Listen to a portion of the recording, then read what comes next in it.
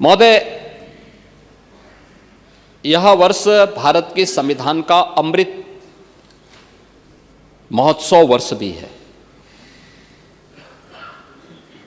26 जनवरी 1950 को भारत का संविधान लागू हुआ था।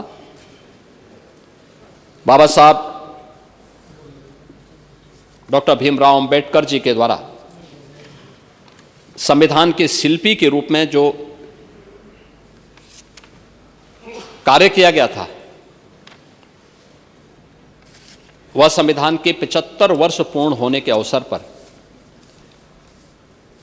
भारत के सभी संविधान निर्माताओं के प्रति एक विनम्र श्रद्धांजलि का क्षण भी है और विशेष रूप से बाबा साहब डॉक्टर भीमराव अंबेडकर जी के प्रति श्रद्धा व्यक्त करने का भी एक महत्वपूर्ण अवसर है।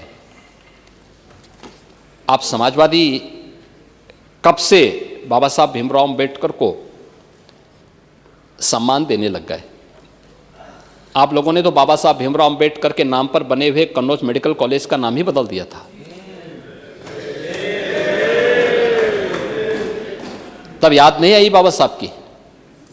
याद करिए, 2012 में जब समाजवादी पार्टी की सरकार बनी थी, तब समाजवादी पार्टी के तत्कालीन मुखिया ने कहा था कि अंबेडकर जी के नाम पर और अन्य सामाजिक न्याय के महापुरुषों के नाम पर जो भी स्मारक बने हैं, इनको तोड़ करके मैरिज हॉल बना देंगे। क्या यह सच नहीं है?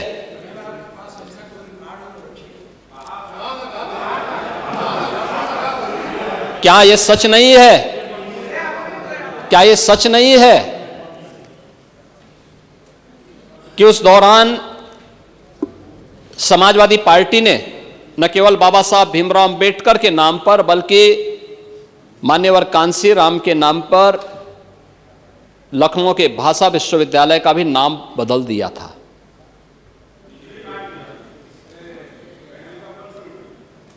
और खैर, गेस्ट हाउस की दुर्भाग्यपूर्ण घटना के बारे में तो चर्चा ही क्या करनी है। महिलाओं के प्रति आप लोगों का नजरिया क्या है? महापुरुषों के प्रति आप लोगों का नजरिया क्या है? ये किसी से छुपा हुआ है? अब देखिए, जिसको दुनिया ने देखा है,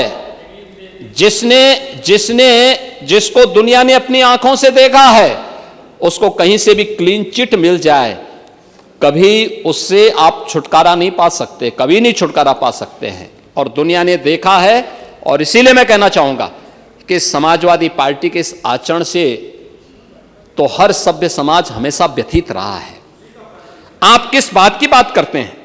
और बाबा साहब भीमराव अंबेडकर से जुड़े हुए पंच तीर्थों का निर्माण यह भारतीय जनता पार्टी की सरकार में प्रधानमंत्री मोदी जी के द्वारा ही किया गया है। लखनऊ में बाबा साहब भीमराव अंबेडकर के नाम पर एक इंटरनेशनल सांस्कृतिक केंद्र का निर्माण भी यह डबल इंजन की भारतीय जनता पार्टी की सरकार ही लखनऊ में कर रही है। 26 नवंबर की तिथि को संविधान दिवस के रूप में, बाबा साहब भीमराव अंबेडकर के प्रति श्रद्धा व्यक्त करने के दिवस के रूप में यह भारतीय जनता पार्टी ही कर रही है। संत रविदास जी की परंपरा के प्रति सम्मान का भाव व्यक्त करने के लिए काशी के चीर गोवर्धन को सुंदरीकरण करने की योजना का काम भी यह डबल इंजन की भारतीय जनता पार्टी की सरकार ने किया है। महर्षि वाल्मीकि की पावन तपोस्थली लालापुर चित्रकूट में सुंदरीकरण करने का कार्य यह डबल इंजन की भाजपा की ही सरकार कर रही है।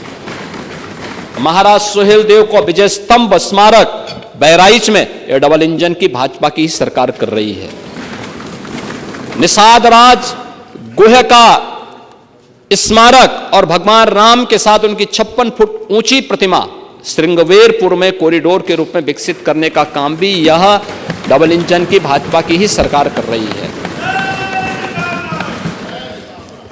मैं यही पूछना चाहता हूं आपसे, आपने 4-4 बार रह करके किया क्या था? आप कर क्या रहे थे? आप तो अवसरवादिता दिखाते रहे। कभी सपा के साथ, कभी सपा कांग्रेस के साथ, कभी बसपा के साथ, और फिर जैसे ही अवसर आया उसमें उनके साथ फिर धक्का मुक्की करके बाहर निकल गए। ये लगातार करते रहे, और इसीलिए यह एक अवसर है हमारे पास। पहली बार अभी बजट पे चर्चा होगी, हम बताएंगे। यह वर्ष इसलिए भी महत्वपूर्ण है, भारत के संविधान के 75 वर्ष पूरे हो रहे हैं लागू किए जाने के, हो चुके हैं। यह वर्ष इसलिए भी महत्वपूर्ण है, पुण्य श्लोका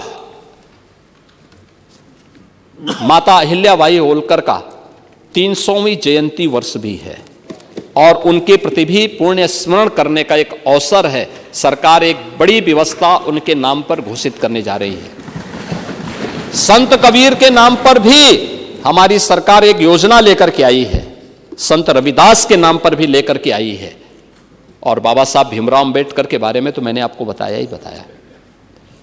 सरदार पटेल के नाम पर भी हमारी सरकार करने जा रही है।